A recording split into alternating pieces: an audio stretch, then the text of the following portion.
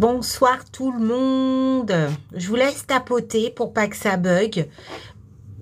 Je vous laisse tapoter. Coucou Eric, comment vas-tu? J'étais connectée tout à l'heure. Coucou, bonsoir Bonnie, comment vas-tu? Me revoilà. Me revoilà. Coucou Christelle. Comment vous allez? Coucou Fifi.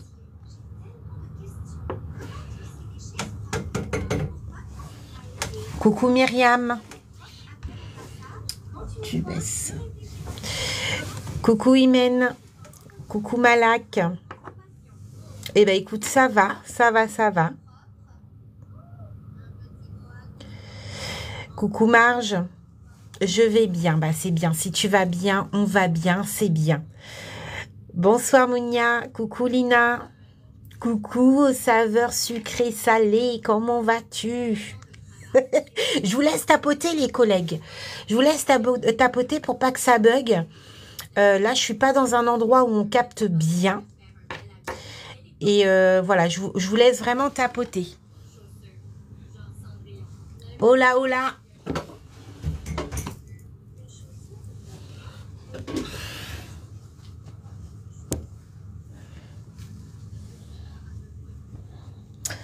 Bonsoir, je suis élève en tant qu'aide-soignante et c'est une galère de trouver un recruteur. Tu fais quoi en apprentissage? Je viens de valider mon module 1 à la Croix-Rouge. Ok, attention, gardez vraiment anonymat le lieu où vous faites votre formation ou que vous pratiquez votre stage. Parce qu'on ne sait jamais, vous savez, sur les réseaux sociaux, on se méfie, vous ne savez pas c'est qui regarde les lives. Je sais qu'il y a beaucoup de chefs d'établissement qui regardent mes lives et aussi de directeurs d'établissement des PAD ou autres. Donc faites attention. Protégez-vous. Coucou Claudia, comment vas-tu? Je vous laisse tapoter. Bonsoir madame, moi je suis en stage, mais mes objectifs, je ne les ai pas encore montrés à ma référente. Fais le point avec elle. Fais le point, demande à faire le point avec elle. J'ai fait une VAE aide-soignante, ça se passe bien Christelle? Fais le point avec ta référente. Alors là, ce soir, je me suis connectée. Je vois un petit peu comment ça se passe au niveau de la connexion. Je suis pas dans un endroit où c'est bien au niveau de la connexion. Donc, on va faire vraiment ce qu'on peut. J'avais pensé à travailler un peu avec vous. Tout à l'heure, j'étais connectée pour travailler un peu avec vous. On a fait 3 cas. 3 cas très intéressantes. Ce live est mis en replay sur YouTube. Et c'est en cours encore de téléchargement. Mais ça sera mis ce soir, vous inquiétez pas. On va y arriver. Et là, ce soir, j'aurais aimé travailler encore un petit peu avec vous. Donc voilà, n'hésitez pas à tapoter justement pour pas que ça bug. Bonsoir, 2 semaines, j'ai fini ma prépa S et j'envoie mon dossier en IFAS. Super Nico, fonce. Eh ben écoute, moi ça va, Claudia. Moi ça va. Bonsoir Héloïse, j'ai fait ma VAE et j'ai pas tout validé. Coucou Fifi. J'ai fait ma... Mais tu fais pas partie de l'académie, Fifi? J'ai une Fifi dans l'académie aussi. Je m'occupe du mail demain. Coucou Grignotte. Comment vas-tu? J'ai une Fifi aussi dans l'académie. Tu fais pas partie de l'académie? L'académie VAE. Bonsoir, vous voyez pas mes messages s'il vous plaît? Non, je n'ai pas vu Anaslov. Il faut modifier le mot. Il y a peut-être un mot dans une phrase que TikTok aime pas et du coup ça passe pas. Coucou Grâce, pas trop le moral, mais je ne lâche rien. Non, ne lâche rien, ne lâche rien. Je suis en cursus partiel, mais je suis évaluée sur tous les blocs. Tu es évaluée sur tous les blocs, mais tu seras... ils vont prendre en compte seulement les blocs que tu n'as pas validés. Je veux juste en faire partie de votre team. Comment faire? Alors ouais, parce que il y a une Fifi qui fait partie de l'académie VAE de la première session. Je pensais que c'était toi. L'ouverture de la deuxième session Académie VAE ouvre le 1er mai. Vous pouvez dès à présent vous inscrire, et pour vous inscrire, c'est directement sur mon profil TikTok. Voilà, donc ça ouvre le 1er mai, donc quand vous vous inscrivez, vous allez avoir un retour du site. Il faudra bien garder cet email pour pouvoir vous connecter à la plateforme, et le 1er mai, vous retrouvez l'intégralité de l'académie sur WhatsApp. On se joint essentiellement sur WhatsApp pour votre suivi de dossier, pour votre oral, enfin voilà. Tout se passe sur WhatsApp. Bonsoir, femme réelle. Comment vas-tu? Diplôme aide-soignante est parmi les plus faciles, franchement. Ah, ça dépend des gens. Il y a des gens, c'est un peu plus compliqué que d'autres. Ça dépend des lacunes de chacun. Il y en a, ils ont beaucoup de difficultés quand même. Coucou la fierté. Ok, bien noté. Merci. Il n'y a pas de souci, Fifi. Voilà. Donc, ce soir, c'est un live de révision. On va commencer. Si vous êtes prêts, vous mettez OK. On va tourner un petit peu sur le bloc 1, sur le bloc 2, sur plein de choses, rôle AS, soignant, voilà, vous travaillez dans le secteur médico-social, ça vous concerne. Vous avez pour projet, ça vous concerne également. On avait déjà travaillé des cas tout à l'heure, on verra ce qu'on travaille. Vous savez, vous me connaissez maintenant, moi c'est spontané, je vais à votre rythme, et voilà, on fait comme ça. S'il faut que j'en invente un cas clinique, j'en inventerai comme ça. Bah, vous me connaissez maintenant, ceux qui me suivent. 3e stage, est-ce que ça va m'empêcher d'avoir mon diplôme? J'ai pas compris. Red, merci. Coucou Fatima, comment vas-tu? Mes validations commencent le 23 mai. Pour le module 1, j'ai envie de réviser avec vous. Alors, pour les rendez-vous en privé, pour les révisions, c'est pareil. Vous avez tout sur mon lien TikTok. C'est obligatoire pendant la formation à S, oui, c'est obligatoire. Vous avez 3 ou 2 jours, il me semble. J'ai le projet de faire la formation d'aide-soignante. Fonce, oui, cas clinique, s'il te plaît. On va faire des mini-cas. On va faire des mini-cas. Ok. Est-ce que vous êtes prêts? Si vous êtes prêts, vous mettez OK. Si vous êtes prêts, vous avez une feuille, un papier avec vous, vous mettez OK. Vous pouvez vous entraîner, puis préparer vos petites fiches de révision. On les fait ensemble. Donc, vous mettez OK dès que vous êtes prêts. J'ai eu des noms acquis à mon stage. Ah, après, je répondrai à vos messages après, plus tard, parce que sinon, on va être trop dispersé. Oui, je pense avoir loupé ma validée 3, j'ai pas de permis, du coup ça me bloque. Ça dépend des régions, ouais, ça peut être pénalisant, mais ça dépend où est-ce que tu es situé. Ok, alors c'est parti, mini-cas, on va faire des mini-cas, on voit dans la globalité, bloc 1, bloc 2. Ok. Vous avez un patient actuellement qui est en insuffisance rénale. Il a des traitements qui ont été prescrits, dont des diurétiques. Ok. Qui est-ce qui peut me dire qu'est-ce que c'est que le diurétique? Traitement diurétique. Allez, module 4, traitement, pharmacologie, classification médicamenteuse. Le diurétique est prescrit pour quelle personne? Donc, en l'occurrence, celui-ci est en insuffisance rénale. Mais il y a d'autres personnes qui prennent du diurétique. Qui sont-elles? Ok, bon, c'est bon. Alors... Voilà, vous avez un patient en insuffisance rénale. Celui-ci a des diurétiques qui ont été prescrits. Quelles personnes peuvent prendre des diurétiques? Alors, on me parle de cardiaque. Alors, c'est-à-dire, pour les œdèmes, très bien. Embolie pulmonaire. Allez, quelle personne pourrait prendre des diurétiques? Les diurétiques, alors on va faire autrement. Les diurétiques servent à quoi? Insuffisance cardiaque et œdème. Très intéressant. Ouais, effectivement. Alors, Insuffisance rénale, les diurétiques est prescrit pour les patients atteints d'embolie pulmonaire. Pas seulement. Pas seulement. Pour qui d'autre? Bonsoir, exactement. Il a un pouvoir d'éliminer.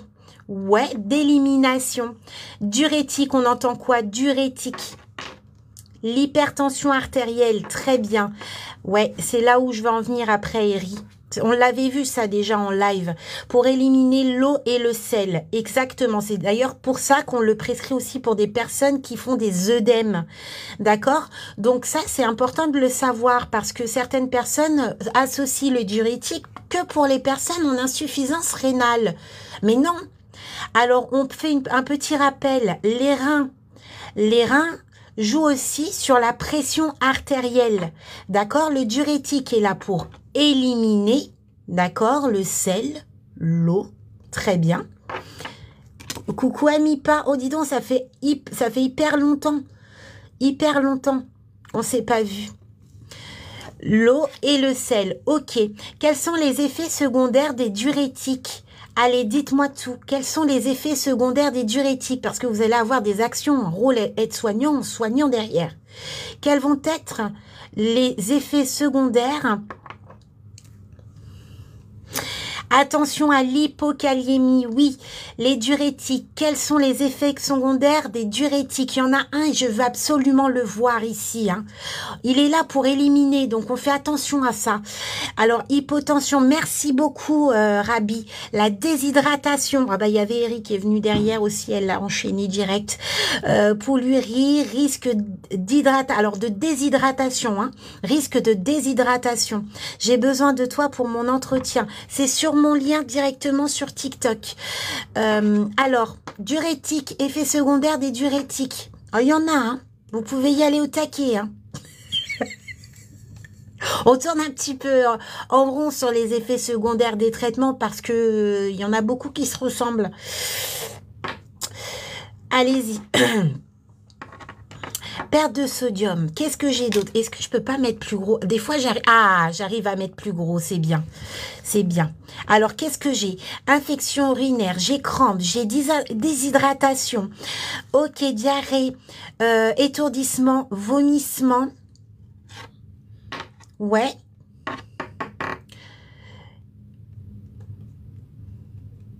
Alors, moi, je veux plus de termes. Je veux plus qu'on me mette fatigue. Je veux plus qu'on me mette fatigue, on me change, s'il vous plaît. Si on veut les termes médicaux. Hyponatrémie, hypotension, fatigue, je veux plus le voir. Je veux plus le voir, je veux que vous me mettez les termes. C'est terminé. Là, à ce stade, on veut les termes, s'il vous plaît. Oui, de l'asthénie, la déshydratation. On fait hyper attention à tout ça. Oui, l'asthénie. D'accord? Ici, on met les termes médicaux. Vous imaginez que vous êtes en train de faire une transmission ciblée. On peut plus se permettre, nous, de dire fatigue, caca, pipi. On dit plus ça. Nous, maintenant, on choisit les termes. Oui, les crampes musculaires. Il en fait partie. Mimi, oui. Effectivement, il va avoir l'asthénie, la fatigue, la déshydratation, la bouche sèche. Hein, on est d'accord. Tout ça. Si vous regardez bien, alors beaucoup, hein, un excès au niveau de la miction. Hein, oui, c'est possible. Faiblesse musculaire, des crampes musculaires, ça je sais plus, je crois que c'était Mimi qui l'avait dit tout à l'heure. Oui, je fais des suivis, c'est directement sur mon lien. L'hyperthermie, les céphalées. Si vous regardez bien au niveau des effets secondaires, beaucoup se ressemblent. Moi, je vous invite à écrire une feuille, écrire une feuille. Il est tard, hein, il est 22h04. Prendre une feuille, la couper en plusieurs morceaux. Recto, vous marquez diurétique. Vous marquez diurétique. Vous dites quelles personnes prennent des diurétiques, personnes qui ont des œdèmes, en hypertension artérielle, insuffisance rénale, vous les mettez. Vous mettez devant. Et derrière, vous mettez les effets secondaires. C'est hyper important de faire cela pour apprendre. Bonsoir, Madame Margoto. Coucou, Joyce. Alors, du coup, on a dit quelques symptômes. Bah, bien sûr, il y en a plusieurs, hein, mais nous, on va se centrer sur ce qu'on a vu là. Alors, quel rôle aide-soignant ou soignant que vous allez faire pour une personne qui a risque de déshydratation, qui est asthénique, qui a possibilité d'avoir un peu de vertige, la bouche sèche. Qu'est-ce que vous faites? Qu'est-ce que vous faites pour ces personnes-là? peut-être je rentre en formation. Eh bien, il n'y a pas de souci. En tout cas, je croise les doigts pour toi, Noussa. N'hésite pas. Merci beaucoup, Joyce. je fais de mon mieux. Oui, exactement. Pourquoi, Julie, tu vérifies au niveau de l'état cutané, les plis cutanés? Pourquoi tu fais cette surveillance? C'est très intéressant. Attention à la nutrition et la réhydratation, l'apport hydrique. Oui, donner à boire, entrer, sortir, c'est-à-dire surveiller les paramètres vitaux, oui. Surveiller la quantité, la couleur et l'aspect. Au niveau des urines, on va bien regarder les urines.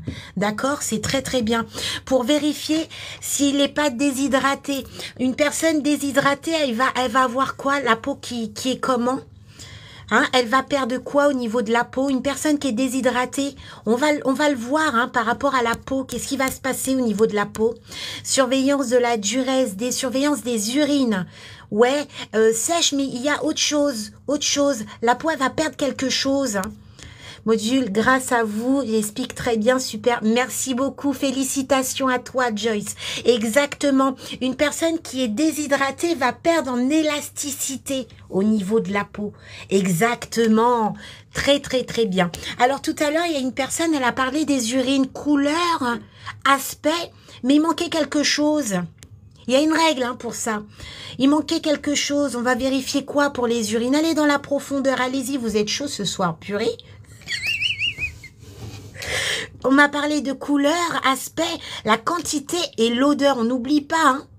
Quantité, odeur, couleur et aspect. On est d'accord? Alors, admettons que cette personne, elle a les urines foncées, très très foncées. Ça peut être signe de quoi? Hématurie. Ah, que veut dire l'hématurie? Que veut dire l'hématurie? J'ai fait tomber un truc. Ouais, ça peut être dû à une infection. Également l'odeur, hein, si on a alors toujours les premières urines du matin sont plus foncées, hein, le pH, ça c'est normal que les urines de la journée.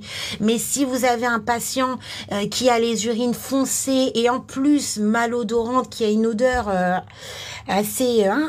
eh bien, on va s'alerter, d'accord? Hématurie, il y avait quelqu'un qui avait dit hématurie. Alors, qu'est-ce que c'est que l'hématurie?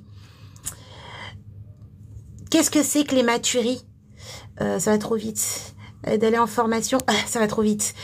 Infection urinaire, ok. Mais hématurie, qu'est-ce que ça veut dire? Merci beaucoup pour le cœur, Malak.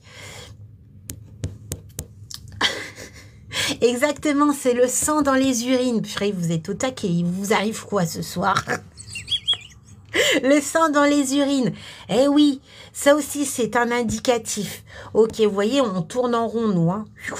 On tourne en rond avec moi, c'est très rapide. Quand vous êtes au taquet, c'est trop cool. C'est trop cool. Ok, c'est bien. On était sur les diurétiques. Donc, on surveille tout ça. On vérifie que celui-ci a un bon apport hydrique. On va surveiller son état général. Hein. On va vérifier les urines. On va l'alimenter au mieux. On va surveiller tout ça. Hein. On fait très attention.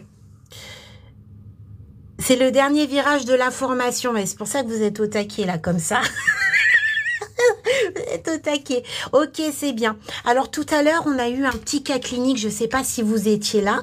On a travaillé un petit cas clinique pour un patient qui avait une amputation. Un jeune patient de 26 ans. Hein. Donc là, on part avec les diurétiques. On va faire plein de choses en même temps. Hein. Vu que vous êtes chaud, on va faire plein de choses. On va tout regrouper. On y va, c'est la fête. Ah, alors, il y a un patient, là, il était pour faire une chirurgie. Hein. Donc celui-ci a une opération, une grande chirurgie à faire demain. Et aujourd'hui, il est parti chez l'anesthésiste.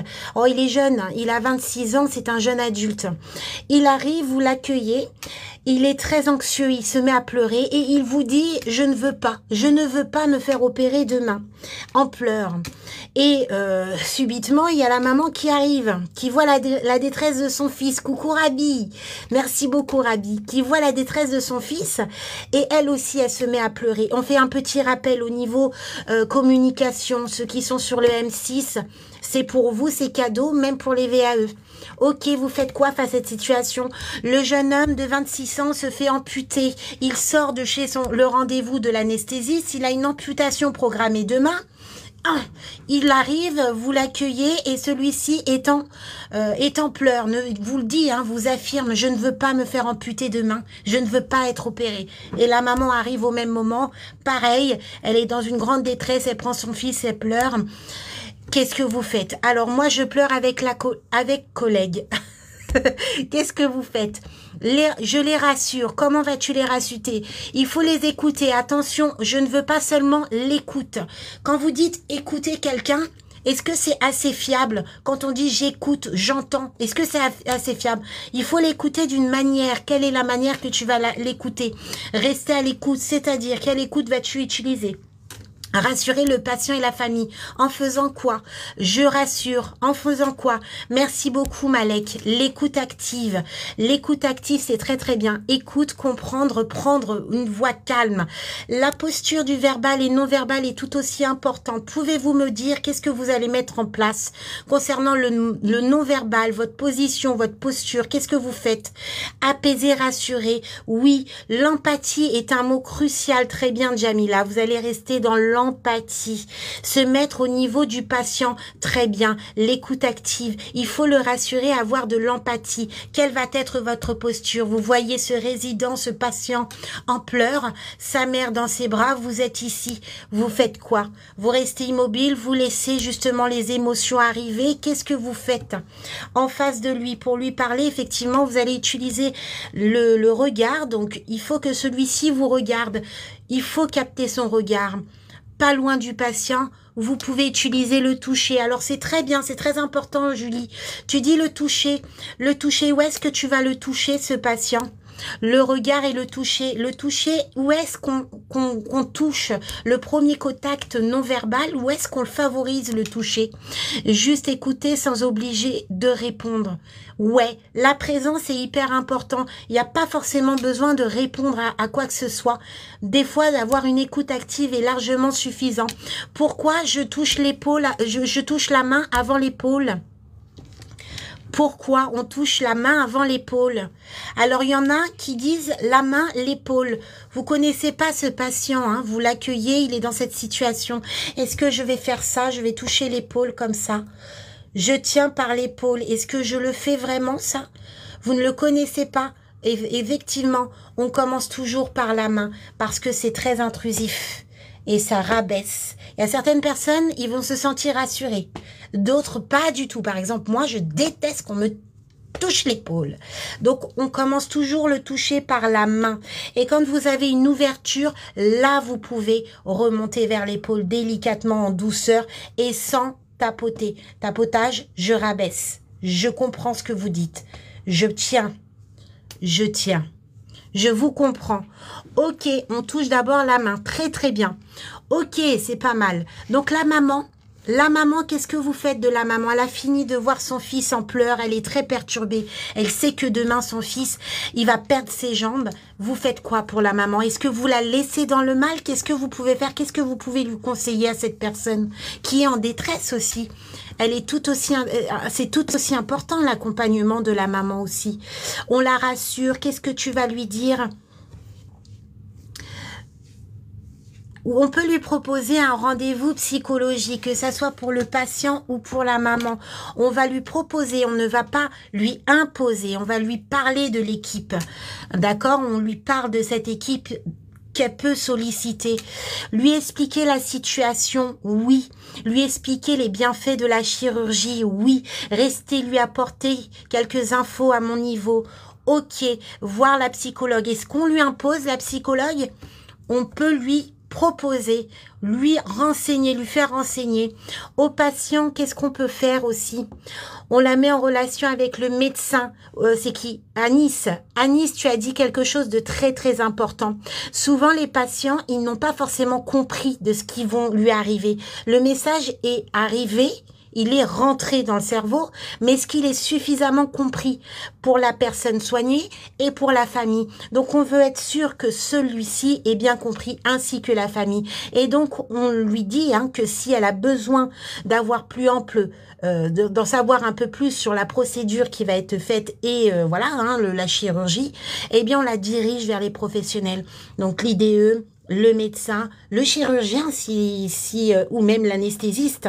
Hein, le message, il se peut qu'il ne soit pas transmis correctement et pris comme il faut. Exactement, on va s'assurer qu'elle ait bien compris. Proposer de voir le médecin et l'équipe médicale. Plus d'explications. Ok, on est d'accord. C'est très bien. C'est très bien ce que vous faites. Maintenant, imaginons qu'on est le lendemain. Ce patient-là a été opéré. La maman n'est pas présente. Celui-ci est toujours, il est, je sais pas, il est en salle de réveil. Il est en salle de réveil. Et subitement, vous vous retrouvez dans la salle des soins. Et vous avez un appel. Et au bout du fil, on dit que c'est la maman. Donc la maman de monsieur X qui vient de se faire opérer et elle aurait aimé avoir des nouvelles de son fils. Est-ce que je suis habilitée à lui fournir de ces nouvelles au téléphone? Qu'est-ce que je peux lui dire à cette personne qui appelle?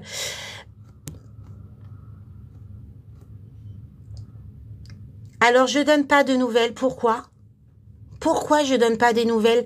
La personne dit qu'elle est la maman de monsieur X qui vient de se faire amputer. Celui-ci est en salle de réveil. La maman appelle, elle veut des nouvelles de son fils. Pourquoi je lui transmets pas? Il faut la diriger vers l'infirmière, lire les directives. Je passe le médecin. Je lui dis, je passe l'infirmière, je lui passe le médecin. Le secret, oui, Adila. Le secret professionnel, qu'est-ce qui prouve que c'est la maman au bout du fil et que c'est pas la directrice de l'établissement?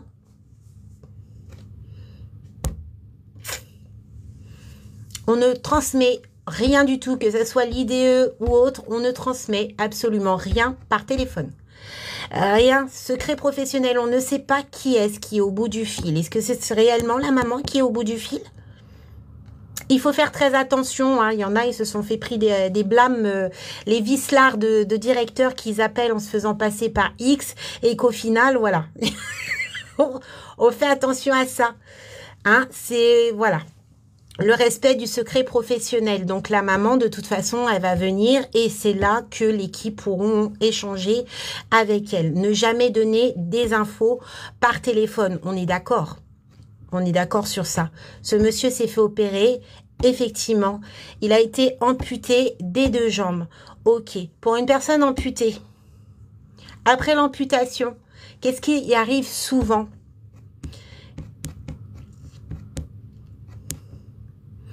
Eh bien, on dit quoi alors? Eh bien, on lui dit que vous ne pouvez simplement pas donner des renseignements médicaux au téléphone parce qu'il y a le secret professionnel, tout simplement. Alors, une personne qui est amputée, qu'est-ce qui lui arrive souvent à cette personne? On va faire attention, oui. Alors, les risques infectieux, oui, dépression. Mais moi, j'attends quelque chose d'assez... on reçoit, quand on est amputé d'un membre... je peux pas dire la suite. Donc oui, psychologiquement, c'est compliqué. Merci beaucoup. C'est exactement ça, Tess. Je vais t'appeler Tess. Je vais t'appeler Tess. Oui, effectivement, la douleur fantôme. C'est quoi la douleur fantôme? C'est là où je veux en venir, hein, la douleur fantôme. Cette personne vient de se faire amputer des membres inférieurs, donc les 2 jambes. Mais lui, il a mal aux jambes. Oh, il a atrocement mal aux jambes. Mais il a plus ses membres. Il n'a plus de jambes. Exactement, c'est une douleur imaginaire. J'arrive pas à le dire. Imaginaire, oui. C'est inexpliqué, mais ces personnes-là en souffrent réellement, comme si les membres étaient vraiment présents. D'accord ? Ok, il va falloir que la mère, la famille, ainsi que lui, hein, lui-même, passe dans une phase de deuil. Hein, vous savez, avec l'acceptation, la colère, le déni. Vous savez, tout ça, il va falloir qu'il passe par là pour pouvoir arriver aux fins de cycle de deuil, donc l'acceptation. Ok. Merci beaucoup, mère combattante. Ok. Alors, on passe à un autre truc. Là, c'est vraiment des switches. Hein. Là, on fait des switches, plein de situations. Switch. On cherche pas ce soir. Hein, on se prend plus la tête. Hein. On se prend pas la tête. Ok. Qu'est-ce qu'on va voir là?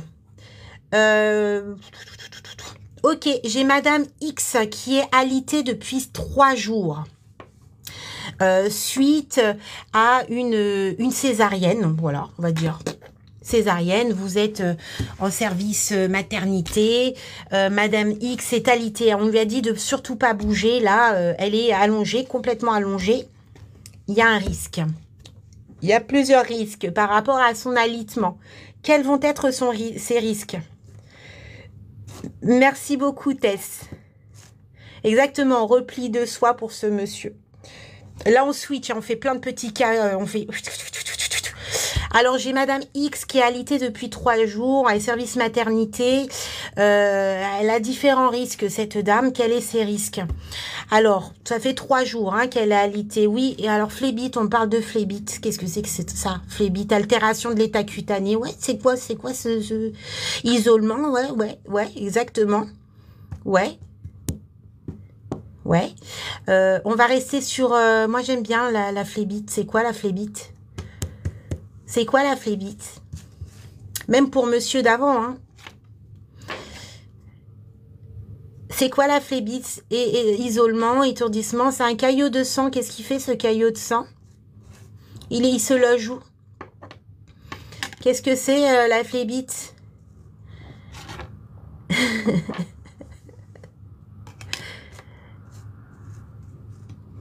Ah, d'accord. Alors, il y a quelque chose qui va remonter au niveau du cœur. Ah là, bordel, truc de dingue, quoi. Ouais, c'est un thrombus, hein, c'est un thrombus. C'est un thrombus qui se met à migrer. Et celui-ci peut aller migrer au niveau du cœur, aller au niveau du poumon, donner une embolie pulmonaire. Les conséquences de l'embolie, ça peut donner une infarctus. J'arrive plus à parler à cette heure-ci, ou aller au niveau du cerveau, donner un AVC ou un AIT. Bon, voilà, c'est un vrai bordel, ce truc-là. Ok. Ok. Ok. Ça marche. Ok. Donc, ok, on est d'accord. Donc, celui-ci, il loge au niveau du poumon, embolie pulmonaire, risque embolique. Il monte au niveau du cerveau, AVC, AIT... Ok. Il y a combien de types d'AVC? Ah là, mais je vous dis, ça va être un bordel ce soir. On va tourner en rond. Hein. Il y a combien de types d'AVC? Il y a combien? Ah, il y a 2 types d'AVC. Alors, quelles sont-elles? Il y a 2 types, il y a 3 types. Alors, il y a 2 types ou il y a 3 types d'AVC? Il y en a 3 ou il y en a 2? Il y en a 2. Ou il y en a 3? Bah, dis donc, vous n'êtes pas d'accord, là. Exactement. Il y a l'AVC ischémique et l'AVC hémorragique. D'accord. Mais alors, pourquoi ceux qui me disent 3, là? C'est parce qu'il y a quelque chose, là. Alors, c'est pas un AVC qu'on dit, mais c'est un autre nom. Alors, transitoire. Moi, je veux le terme exact. C'est exactement ça. Exactement, l'AIT. AIT. Donc, ça veut dire quoi, AIT? AIT, ça veut dire quoi, AIT? Allez-y, je veux que vous me le décomposez, ce AIT. On rigole pas. AIT. Alors, accident ischémique. Et le T, ça veut dire quoi, Malek? Ah oui. Accident ischémique et le T, Claudia. Exactement, Iri. Accident ischémique transitoire. Bordel, transitoire. Mais pourquoi transitoire? Pourquoi transitoire? C'est quoi cette histoire-là? Accident ischémique transitoire. Pourquoi on dit transitoire? C'est quoi cette magouille avec le transitoire, là? Pourquoi on dit transitoire? Accident ischémique transitoire. Avant l'AVC. Ah, WG. Il y a un truc que j'aime bien, là, ce que tu dis. Parce qu'il est passager, il passe, ça se résorbe, voilà, ça bloque et d'un moment, ça se résorbe tout seul. Mais attention, il y a WG et comme ça, qui dit attention parce que un AIT peut être un signe d'alerte d'un AVC. Est-ce que c'est vrai, ça? Est-ce que l'AIT peut être un signe d'alerte d'AVC? Est-ce que... Ouais, ah ouais, on fait gaffe. On fait gaffe. Mais l'AIT, il est vicelard. Pourquoi il est vicelard? Est-ce que forcément, on peut avoir des symptômes? Est-ce qu'on peut être symptomatique lorsqu'on souffre d'un AIT? Exactement, c'est des personnes à risque. Est-ce qu'on peut avoir des signes? Est-ce que forcément on va avoir des symptômes quand on a un AIT, accident ischémique transitoire? Est-ce qu'on peut avoir les mêmes symptômes qu'un AVC lorsqu'on a un AIT? C'est là la magouille. C'est là le problème. C'est que on peut ne rien savoir. C'est ça le problème. C'est qu'un AIT, il est possible qu'on n'ait rien. On soit asymptomatique. Voilà, c'est là le souci. Mais pourtant, c'est un signe d'alerte. C'est un signe d'alerte d'un AVC. Eh oui, bordel! Voyez le problème là? Voyez le souci? Alors oui, on peut être symptomatique, mais des fois, ça peut arriver, ni vu ni connu, quoi. On ne sait pas. On ne sait pas. Ok. Alors, AVC ischémique, AVC hémorragique et AIT, on reste dessus. Les trois. D'accord? Quand on parle d'AVC, c'est quel appareil que ça concerne? Quel appareil, quel système? Est-ce que ça concerne le poumon? L'appareil respiratoire? Est-ce que ça concerne le cœur? Ça concerne quoi?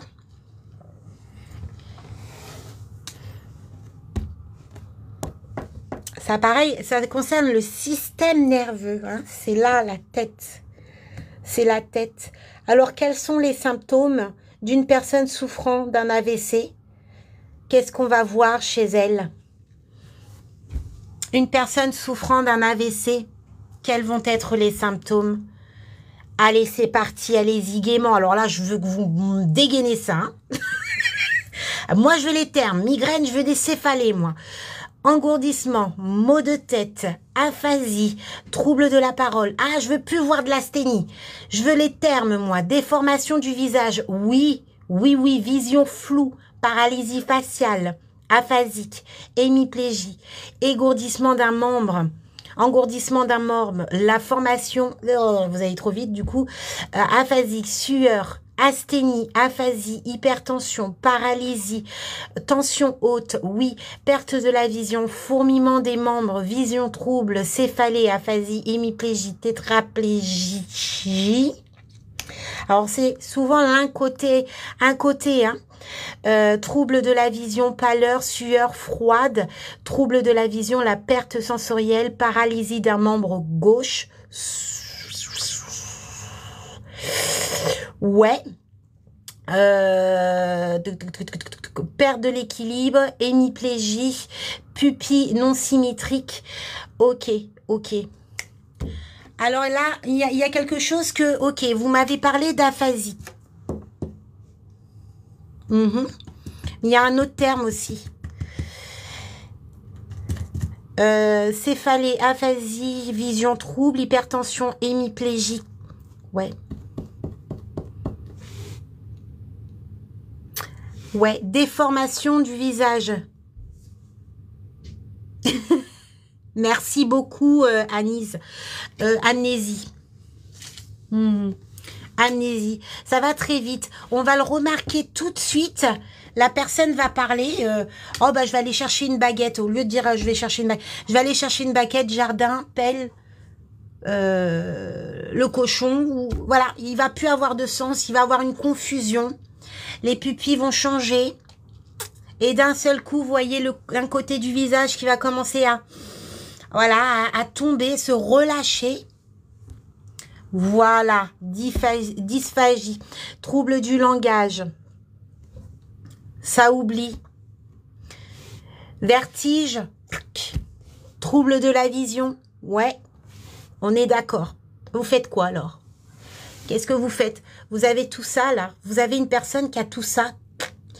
Là, vous faites quoi, là? Qu'est-ce que vous faites? Vous appelez le 15? Oui, ça, forcément, vous allez appeler le 15. C'est une urgence vitale. Ça, c'est sûr, c'est sûr, c'est sûr. Mais il va falloir que vous fassiez quelque chose, plein de choses aussi. Appelez les secours, ça, c'est sûr. Le 15, urgence vitale, oui. La mettre en sécurité, oui. Allez, moi, je veux des actions, là. Allez-y. La rassurer, oui, parce que le fait est qu'elle panique, ça va accentuer le problème. Oui, appeler l'infirmière. Alors, quand est-ce que je mets en position PLS, là, du coup? Rassurer, allonger, alerter, prise de la tension artérielle. Là, il va falloir prendre les paramètres vitaux. Ah oui, oui, oui. Hein. Prendre les paramètres vitaux. Alors, attention, là. Quand on parle de paramètres vitaux, je veux bien. Mais alors, il va falloir détailler quels paramètres. Parce que feuille d'examen, paramètres vitaux, ça suffit pas. Il faut dire, bah, qu'est-ce que vous prenez comme paramètres? Rassurer, favoriser une bonne installation, prise en charge dans les 6 heures, lui poser des questions, oui. Température, tension, oui. Tension, température, saturation, prise des paramètres vitaux. Alors, prise des paramètres, moi, avec moi, c'est OK, mais il faut détailler. Avec moi, il faut détailler. C'est pas suffisant. Moi, je veux que vous obteniez ce diplôme-là. Les pulsations, oui, le pouls, tout ça, attention. Voilà, exactement.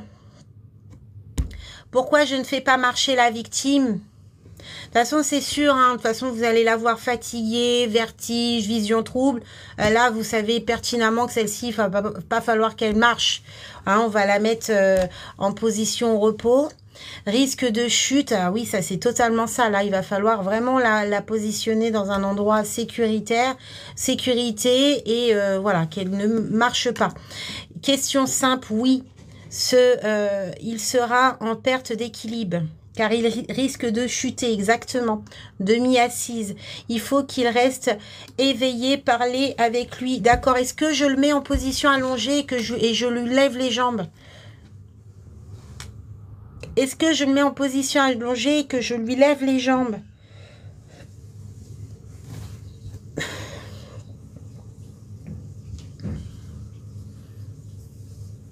Non, pourquoi je lui lève pas les jambes? Moi, je comprends pas. Moi, à chaque fois, quelqu'un qui fait un malaise, j'ai tendance à lui monter les jambes. Pourquoi, là, je lui monte pas les jambes?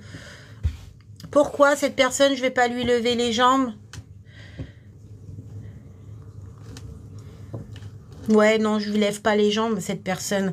Hein, un signe d'alerte d'AVC, un risque, on va pas commencer nos conneries. Hein. On va pas lui monter les jambes, on va la mettre en position semi-assise. Voilà, dans la tranquillité, tout en la rassurant. Ouais, on arrête les conneries. Ouais, exactement. Ouais, exactement. C'est ça. Ok. Petit rappel. Petit rappel. Au niveau des paramètres, quelles sont les normes pour une SAT? Allez, on tourne. Hein. Moi, je vous ai dit, il n'y a aucune logique. On tourne, on révise tout et voilà. Hein. Là, ce soir, il n'y a rien. Pas de planning, on fait avec. Ok, la SAT. Saturation, les normes. La saturation en oxygène. Allez, je veux les normes. 98, 100%. 96, 100%. 95, 100%. On est à 95, 100%. Hein. Voilà. Les normes, c'est 95 à 100% d'oxygène. Ok. D'accord. Quand une personne est en dessous des 95, qu'est-ce que j'ai tendance à faire au niveau des actions? Oui, ça dépend des antécédents. Oui, oui, ça dépend, oui. Mais la norme. Voilà. Une personne qui est en désaturation, là. Hein, hypoxémie, je fais quoi? Qu'est-ce que je fais? Je mets en position allongée, je fais quoi? Assis, ah d'accord, oui, c'est ça, position assise, demi-assise. Mettre de l'O2, est-ce qu'une personne, une aide-soignante peut mettre de l'O2, comme ça? Position assise, surveiller la... Bon, position assise, oui, je vais mettre la position assise, et quoi d'autre? Non, on ne met pas de l'O2 comme ça, l'initiative de jour, mais attention, il y a des cas de nuit. Là, c'est différent. Pas de O2, non, non, non. Alors, je fais quoi? On me dit seulement, je mets en position assise.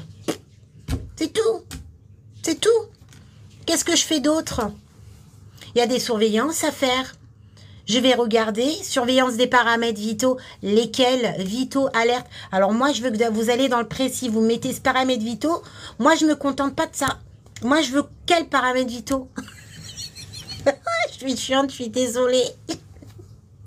Repos strict, oui. Fréquence respiratoire, merci. Je reprends la SAT plus tard, oui. Régulièrement, le pouls, la pression artérielle, oui. Alors, qu'est-ce que je regarde aussi? Les surveillances. Qu'est-ce que je regarde? J'observe la fréquence respiratoire, très très bien. L'état cutané, coucou, Jenani, c'est très bien. Qu'est-ce que tu vas regarder au niveau d'état cutané? La cyanose, bah, c'est quoi la cyanose? Qu'est-ce que c'est que la cyanose? Ah ouais, cyanose. Qu'est-ce que c'est que la cyanose? Dis donc, c'est un joli mot, mais qu'est-ce que ça veut dire? Bleuté. Mais qu'est-ce qui est bleuté? Les lèvres. Bah alors, c'est quoi les lèvres? Les extrémités bleutées. Oui, c'est les téguments, les extrémités bleues. Hein, vous avez cette coloration bleutée. On peut dire aussi autre chose, aussi cyanose, mais au niveau... Il y a une autre couleur aussi qu'on peut remarquer aussi, parfois. Oui, alors... 32, desserrer les vêtements, oui. Surveillance, la respiration. S'il est pas pâle, oui. Ah, voilà, c'est parti. Les muqueuses, merci beaucoup, mamie. Marbré. Marbré, ça veut dire quoi, marbré? Hein, marbré, ça veut dire quoi, la couleur marbré? On a parlé de cyanose, donc ça fait référence à bleu. Marbré, c'est quoi? Qu'est-ce que c'est identifié à quoi? Quelle couleur? Coucou la sagesse.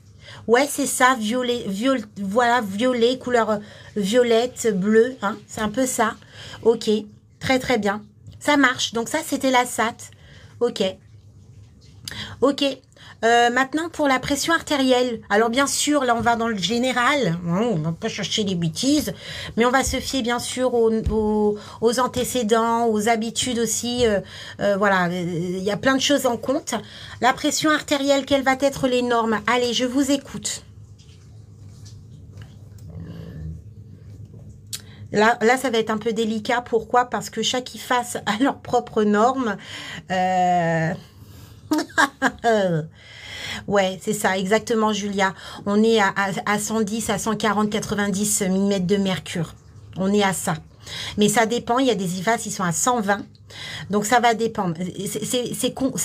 J'allais dire une connerie, mais c'est chiant parce que dans les IFAS, vous avez certains des normes à prendre et l'autre IFAS d'à côté a d'autres normes. Et puis après, il faut se fier aussi du service, hein, le service, les normes du service. Et c'est un peu chiant, ouais, tu vois. Lady, à 110, en général, vous apprenez 110 à 140, 90 mm de mercure. Vous voyez? Voilà, c'est ça, Nina. En général, vous êtes là. Ok. Une personne qui est en hypotension. Attention. Hypotension. Une personne qui est en hypotension, qu'est-ce qu'on va remarquer chez elle? Ouais, c'est ça, 140, 90 mm de mercure. Au-dessus, c'est l'hyper. Alors, qu'est-ce que je vais avoir pour une hypotension? Ouais, faiblesse, vertige, asthénie, céphalée, tremblement, pâleur, asthénie, vertige, céphalée, j'aime beaucoup. Voilà, vous utilisez les termes sueur, tremblement, asthénie, vertige, sueur, asthénie, asthénie, souffle coupé. Oui, observation. Alors, attends, on n'y est pas encore au niveau du rôle aide-soignant. Ah, je veux plus de fatigue, moi, je veux les termes médicaux. Ah, c'est fini, moi. Hypotension. Merci beaucoup, Malak. Hein, la personne peut aller dans le coma, hein, ça peut arriver, oui. Sueur, dyspnée, vision trouble, pâleur. Alors, et elle va voir quoi? En hypotension, ils ont tendance à être comment aussi? Hypotension, attention, hein, c'est pas hypothermie, mais quand même. Bourdonnement. Oui, ils ont tendance à avoir froid. Un tremblement, ils tremblent, ils ont froid, en hypotension. Hein? Ils sont frileux, oui, exactement. Ouais. Ok. Alors maintenant, si on dit en hypertension, ça va être quoi? Hyper, maintenant on retourne. On n'est plus sur l'hypo, on est sur l'hyper. L'hypertension, on va retrouver quoi chez cette personne? Hypertension. Voilà. céphalée, vision trouble. Et quoi d'autre? Allez, on y va là. Tachycardie, céphalée, vertige, on y va. Agitation, oui, irritabilité, je vais tout péter. Énervé, énervement, palpitation. Oui, oui, oui, oui. Merci beaucoup. Alors, je pense que tu voulais dire, Corbeau, acouphène. Ah, bah, c'est quoi acouphène, Corbeau? Sueur, tremblement, céphalée, chaleur, manque de patience, oui, oui, irritabilité, oui, risque d'AVC, oui, tachycardie, oui, épixtaxie. Ah, j'arrive pas, moi, vous savez, je zozote, hein, donc vous moquez pas trop. Vertige, respiration rapide et superficielle, vous voyez. Chaleur, transpiration, irritabilité. Alors, acouphène. Il y a quelqu'un qui a dit acouphène. J'ai perdu le nom, je sais plus c'était qui. Acouphène. Il te fatigue aussi. Ouais, qu'est-ce que c'est qu'acouphène? Allez-y. Celui-là, il est hyper important. J'en souffre et je vous dis, c'est horrible. C'est horrible. Oui, c'est des bourdonnements, c'est des sifflements à l'oreille. C'est horrible. Il y en a, je veux pas le dire le mot, mais c'est désagréable. C'est désagréable. Souvent, les soldats hein, qui ont fait la guerre souffrent d'acouphènes et je vous dis, il y en a beaucoup qui se sont donné la AV parce que c'est désagréable. C'est vraiment désagréable. Alors, qu'est-ce qu'elle a? Merci, bourdonnement à l'oreille. Acouphène, mal aux oreilles, saignement du nez. Oui, épixtax. Ah, vous me le faites dire, là, c'est pas possible. Épixtax. On va faire des cours, j'arrive pas, ça me saoule. Il est trop dur à dire, celui-ci. Ah oui, c'est horrible. C'est horrible, c'est pire, Jenani, c'est pire. C'est pire. Ouais, et c'est constant, c'est vraiment horrible. Ok, alors une personne qui est en hypertension, qu'est-ce qu'on va faire? On revient un petit peu sur les cours qu'on avait déjà vus en live il n'y a pas très longtemps finalement. Qu'est-ce qu'on fait pour une personne qui est en hypertension? Tu arrives, toi, Nan? Moi, j'arrive pas. Alors déjà, je vais te dire, j'ai fait de l'orthophoniste étant petite. Et parfois, tu peux le voir dans mes vidéos, je zozote. C'est pas tout le temps, mais je suis quelqu'un qui zozote. Alors, les S, les ch, c'est très compliqué. C'est très compliqué. J'ai travaillé sur moi, mais c'est pas facile. J'ai un petit cheveu, des fois, qui revient. Allongé. Coucou, Béloni. Hypertension, on la met dans un environnement calme. L'allonger, oui, alors, tu vas l'allonger comment? En lui surélevant les jambes? Hypertension, je lui lève les jambes, je l'allonge, je lève les jambes. Surveiller les paramètres vitaux. Quels paramètres vitaux? Les collègues, quels paramètres vitaux? Utilisation des bas de contention pour améliorer la circulation. Oh là, ça va vite. Non prendre la tension. Non, jambes pas levées. Pourquoi vous levez pas les jambes?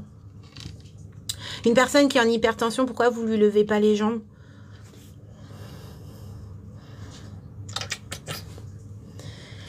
Alors, ouais, si vous me mettez les paramètres vitaux, il faut que vous me détaillez. Parce que pour moi, c'est pas une bonne réponse. C'est une bonne réponse, mais elle n'est pas complète. Surveillance de l'état clinique, oui, si on lève. Alors, tu lèves les jambes pour une personne en hypertension? Tu l'allonges et tu lèves les jambes? Le sang va affluer au cerveau. Ouais, en fait, ça va pas l'aider. Ça va simplement augmenter du coup son hypertension. Ça l'aidera pas. Ça l'aidera pas. Risque de thrombose, risque de thrombose veineuse profonde. En fait, on accentue en fait la gravité en fait. Hein. Vraiment, une personne en hypertension surélève les jambes, ça monte vite quoi. Au niveau du cœur, c'est pas bon. Tension artérielle, pouls, saturation, laisser au calme. En hypo seulement, oui, en hypotension. Voilà, même quand une personne a un vertige, bon, on peut surélever un petit peu les jambes, oui. Mais pas en hyper. Hein, on fait super attention à ça.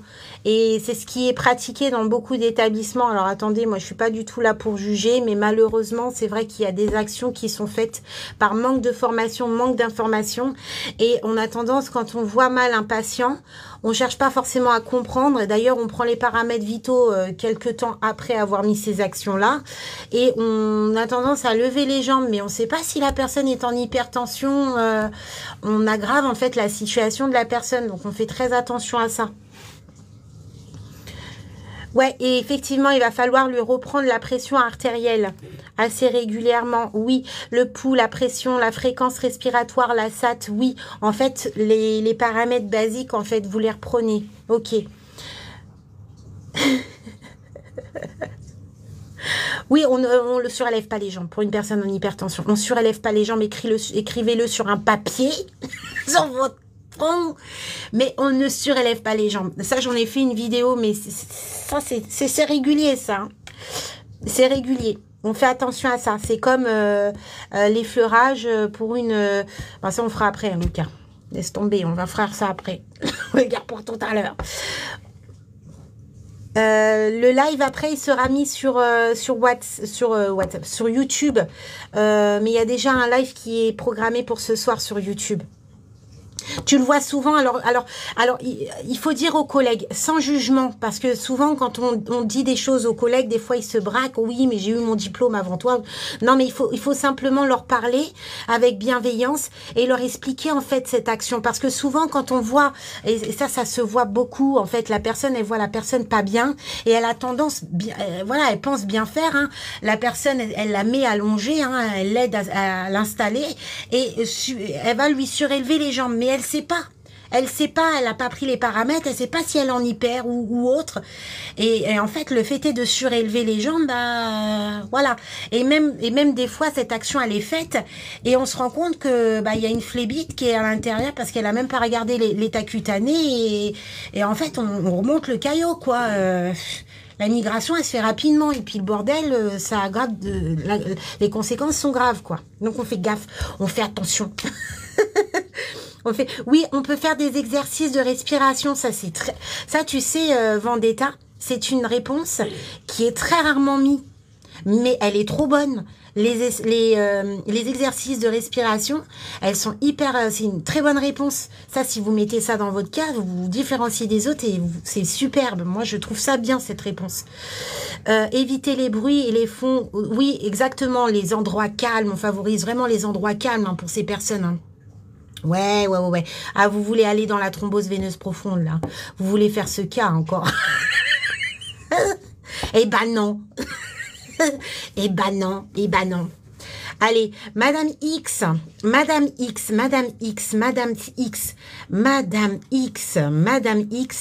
est une personne qui a perdu mobilité. D'accord, Madame X, c'est une personne, on bâcle, hein, ce soir c'est n'importe quoi, on s'en fout, on révise comme ça ensemble. Donc Madame X a perdu mobilité, donc elle se déplace en fauteuil. Voilà, elle se déplace en fauteuil. Et ce matin, donc la toilette est programmée au lit pour cette personne puisqu'elle est en surcharge pondérale et ça a été décidé avec les médecins et elle-même de faire sa toilette au lit. Et lors de la toilette, vous avez constaté qu'elle a une rougeur persistante au niveau du sacrum. Allez, les basiques, hein. Cette dame, elle a une rougeur persistante au niveau du sacrum. Ok. Je fais quoi ? J'ai mon éval demain, je suis au taquet. Alors, allez, on y va.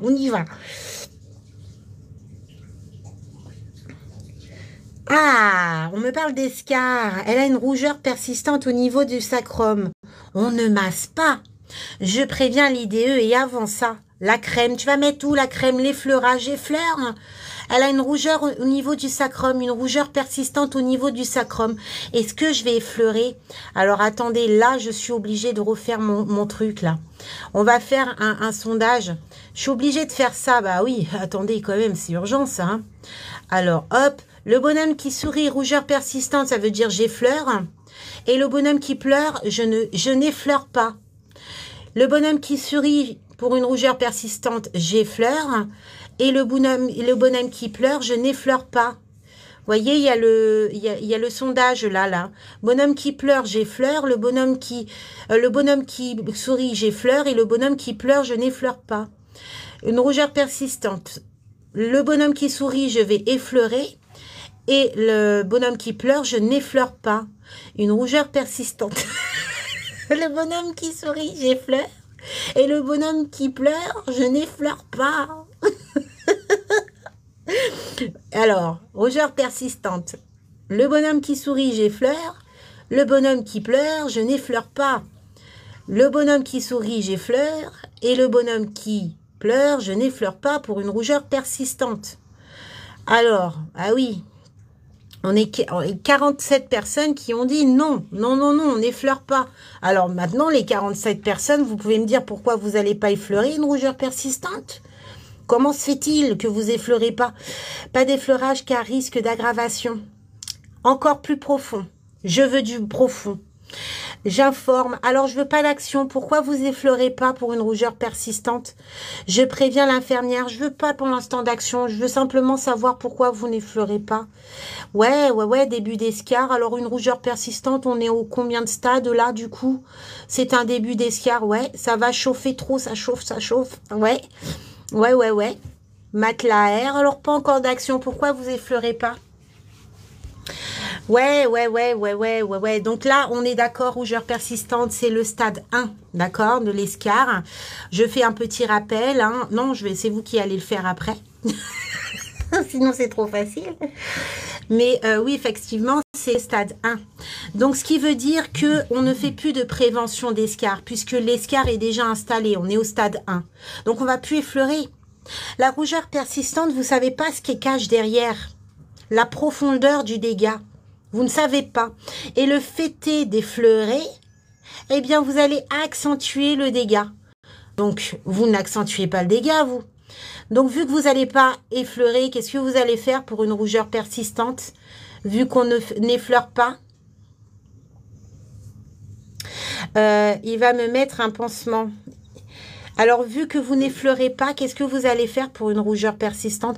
Changement de position, prévenir l'IDE, matelas anti-escar. Ouais, des charges. Alors moi, je veux encore d'autres choses, hein, parce qu'une personne, là, il lui faut des choses à cette personne, hein, pour se rétablir. Changement de position. Oui, comme action, qu'est-ce que vous allez mettre en place, du coup, pour cette personne qui est au premier stade d'escar? Changement de position, pansement. Est-ce que vous êtes habilité, vous, à mettre des pansements, les aides-soignants? Changement de position. On va le lever. Échelle des Branden, super. Changement de position. Merci beaucoup. L'hydratation, c'est qui? Gilo.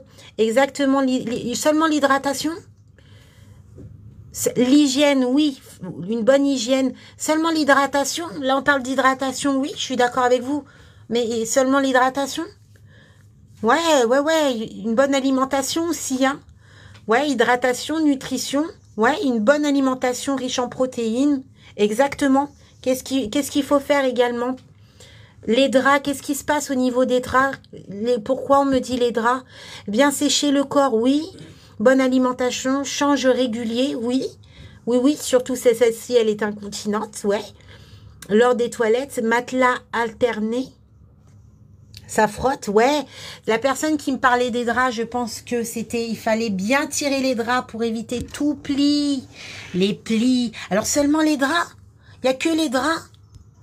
Il y a seulement les draps qu'il faut regarder. Hein, il faut pas de plis, mais seulement les draps. Mettre les draps. Ouais, les plis, les miettes. Très bien, Clem. Ouais, Nat, exactement. Moi, je suis en train de caresser la table, moi. Vous avez vu ce que vous me faites faire le soir? Là, je caresse la table. Je manque d'infection. Effectivement, les vêtements. Les vêtements, les plis, hein, les plis des vêtements. Ouais, les miettes. On enlève les miettes. D'accord? On enlève tout ça. On tire bien les draps. Hein? Alors, matelas à air. Est-ce que je peux mettre un drap housse? Et oui, c'est votre faute. Je caresse. Moi, j'aime bien caresser les trucs. les meubles. Le meublier. C'est lisse. Alors, un matelas à air, est-ce que je peux mettre un drap housse? Matelas à air, est-ce que je peux mettre un drap housse? Ok. Ok, ouais, je mets un drap plat. Est-ce que je peux mettre une à l'aise? Est-ce que je peux mettre une à l'aise? Est-ce que je peux mettre une à l'aise pour un matelas à air? Et je continue à caresser. Il me faut un truc dans les mains. Moi, je suis super active. Est-ce que je peux mettre une à l'aise sur un matelas à air? Ah, alors, il y a team oui, il y a team non. Ah, alors, on est obligé de faire un sondage, là. Est-ce que je peux mettre une à l'aise pour un matelas à air? Allez, c'est reparti. Matelas à air, je mets une à l'aise. Vous mettez le bonhomme qui sourit. Non, le bonhomme qui pleure. Matelas à air, est-ce que je peux mettre une à l'aise? Oui, bonhomme qui sourit. Non, le bonhomme qui pleure. Matelas à air, est-ce que je peux mettre une à l'aise? Oui, le bonhomme qui sourit. Non, le bonhomme qui pleure. Matelas à air, est-ce que je peux mettre une à l'aise? Oui, le bonhomme qui sourit. Non, le bonhomme qui pleure. Matelas à air, est-ce que je peux mettre une à l'aise? Oui, le bonhomme qui sourit. Non, le bonhomme qui pleure. Matelas à air, est-ce que je peux mettre une à l'aise? Oui, le bonhomme qui sourit. Non, le bonhomme qui pleure. Matelas à air, est-ce que je peux mettre une à l'aise? Oui, le bonhomme qui sourit. Non, le bonhomme qui pleure. J'arrive plus là. Matelas à air, est-ce que je peux mettre une à l'aise? Oui, le bonhomme qui sourit. Non, le bonhomme qui pleure. Allez, eh bien c'est non. Ouais, la majorité c'est 57 personnes. On ne met pas d'à l'aise pour les matelas à air. C'est déconseillé. Même si sur le terrain c'est fait. Voilà, régulièrement.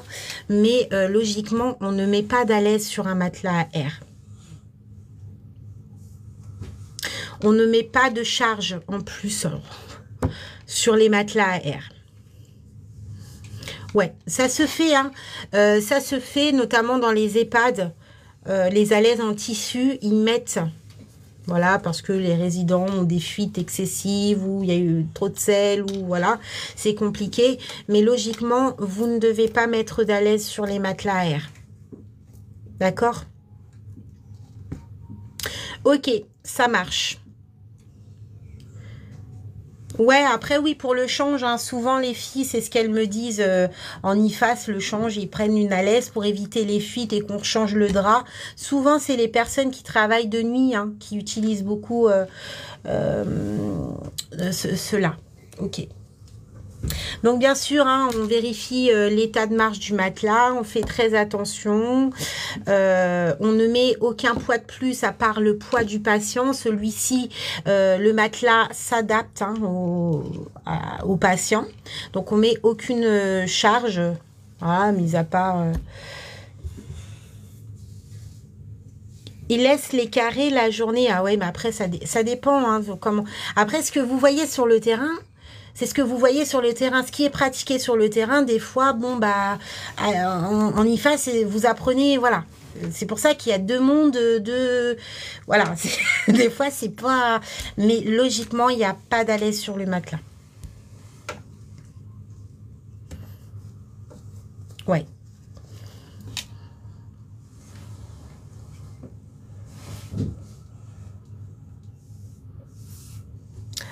C'est quoi? On ne borde pas le lit? Non. Non, non.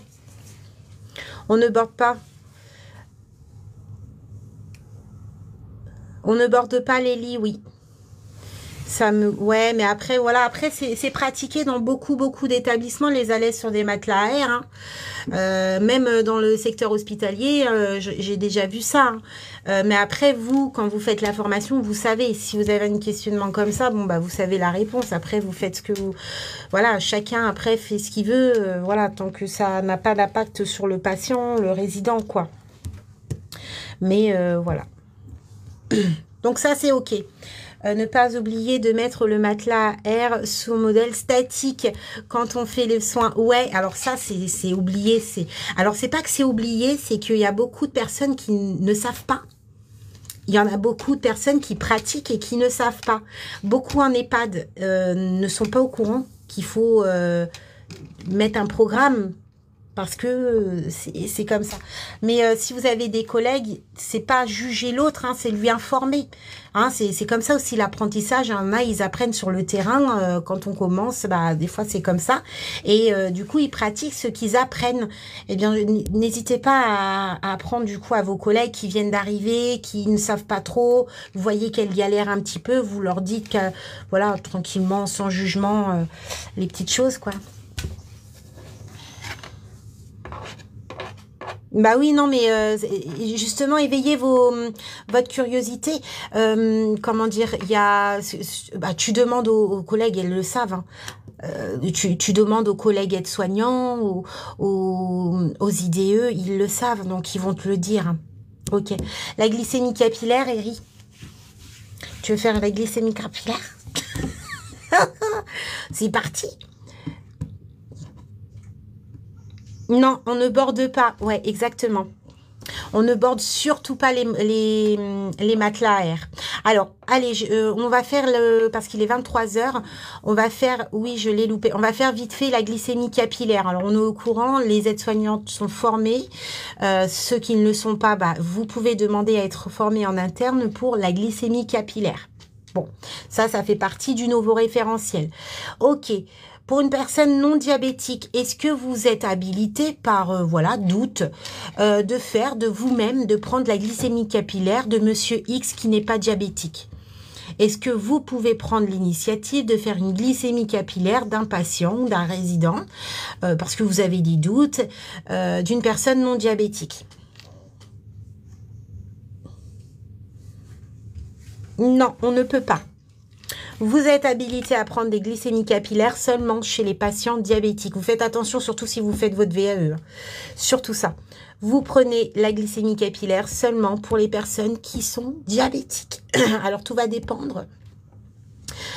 Tout va dépendre également comment dire, du fonctionnement de votre service. Des fois, c'est que l'infirmière qui fait les glycémies capillaires. Bon, mais en tout cas, vous savez que vous avez le droit de faire la glycémie, mais que pour les personnes diabétiques. Ok. Tout à l'heure, je crois qu'on l'avait fait, ça, le diabète, hein, les types de diabète. La norme. Allez, on va aller sur la norme. Quelle va être la norme de la glycémique?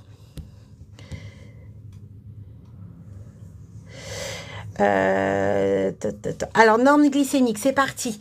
0,70 à 1,10 g. Ouais, il y en a, ils sont à... Alors, ça va dépendre de votre IFAS. Alors, quand on travaille les normes ensemble, vous allez toujours vous référez aux normes de votre établissement parce que vous allez passer votre examen dans l'établissement dans lequel vous êtes. Il y a des IFAS, ils sont à 0,70 g à 1,10 g. Et il y a des IFAS, ils sont à 0,80 à 1,20 g. Donc, vous allez vous référer aux glycémies, aux normes glycémiques de votre établissement. D'accord? Voilà, vous vous référez aux normes glycémiques de votre établissement. Et on parle bien à jeun. On est d'accord. 0,80 à 1,20, mais il y en a, ils sont à 0,70 à 1,10. Ça va dépendre des IFAS. Ils sont en train de jouer au yo-yo, comme hein, la méthode trifocale, c'est pareil. Donc, ok. Ok. Et en VAE, c'est 0,70 ou 0,80. En fait, en VAE, ils savent très bien, en fait, qu'il y a un problème. Mais vaut mieux que tu prennes la norme de 0,70. La norme de 0,70 à 1,20 grammes par litre de sang. Ouais, mais voilà, parle plus en grammes par litre. Je sais pas pourquoi. Je sais pas pourquoi. C'est comme ça. C'est un bordel. Ils n'arrivent pas à se mettre d'accord. De toute façon, voilà, chacun fait son petit bonhomme de chemin. Mais le problème, c'est que du coup, ça vous met à tort, vous, les élèves, parce que vous savez plus, en fait, où vous mettre. Donc, toujours, les glycémies, vous vous référez à l'établissement, c'est comme ça. Donc, une personne en hypoglycémie, on va dire, elle est en dessous de 0,70. Quels vont être les signes cliniques? Bah oui, c'est carrément nul, quoi. C'est dommage. Quels vont être les signes cliniques pour une personne en hypoglycémie?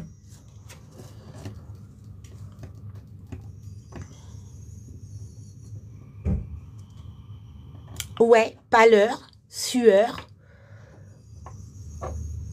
céphalée, frisson, asthénie, pâleur, malaise, sueur, soif, vision, trouble de la vision. Merci, il y avait un truc, j'avais vu syncope.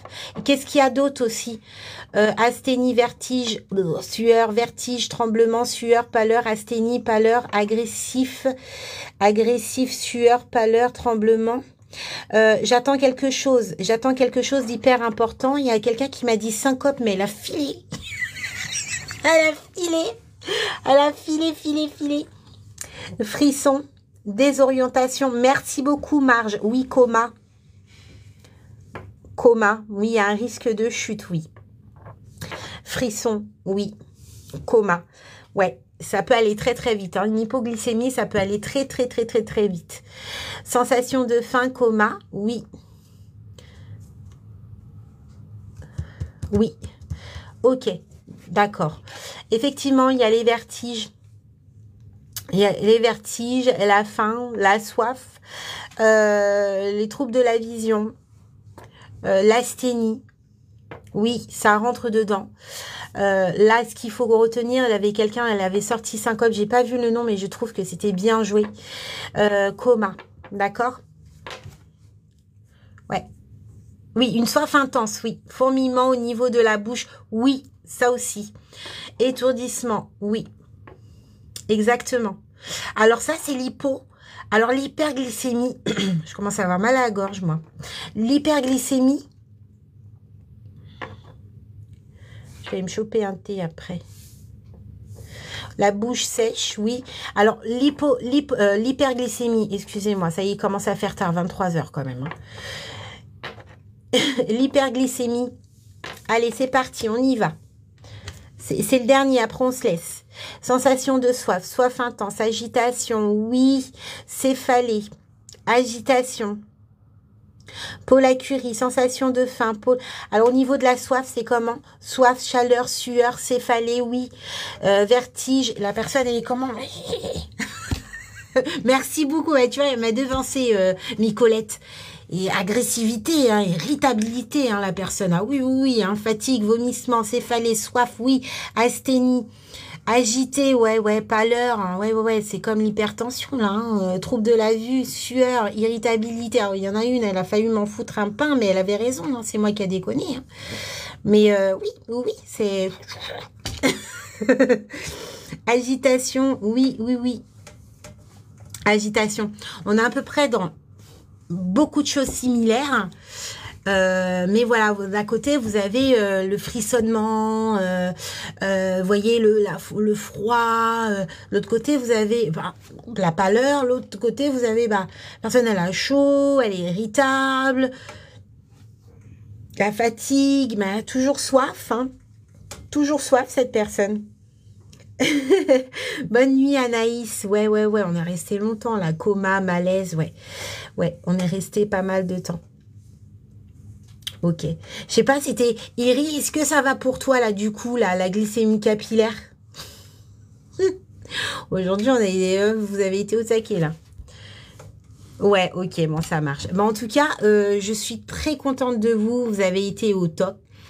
J'essaierai de faire... je sais pas si demain, je le ferai. Peut-être que je le ferai. Je ferai demain un petit live comme ça. Vous voyez, moi là, je prépare pas, hein, je fais en fonction de vous, de où vous m'emmenez, et puis on travaille tout ensemble, et voilà quoi.